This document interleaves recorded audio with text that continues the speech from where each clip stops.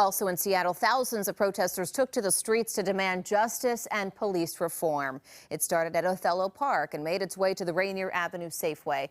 Q13's Brian Flores was out there today and shares their message tonight. An estimated 5,000 people came here not only calling on reform, but an end to systemic racism. It was a peaceful gathering. It was a peaceful march, but it came with a very powerful message tonight. Walking down from Othello Park, Rainier Avenue South was a sea of people.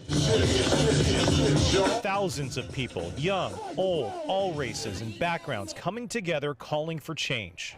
You can come right on in tight. Even people on horseback. A group calling themselves the Black Cowboys were there for the moment. Very powerful moment. You know, this is history, and we're going to be a part of this history. Hopefully this movement actually makes a change. For Andrea Klingscales and her family, being at the march was important too.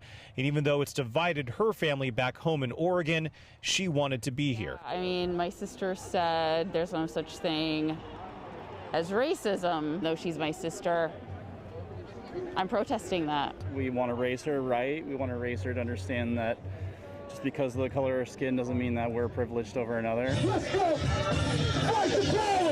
Once the crowd made its way to the Rainier Avenue Safeway, the crowd heard from community leaders. In order for Black lives to matter, Black communities have to matter.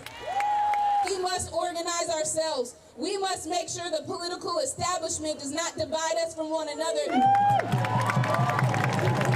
The event was peaceful, but for many here, impactful. Everybody's voices matter. Every march we take matters. Everything we do matters.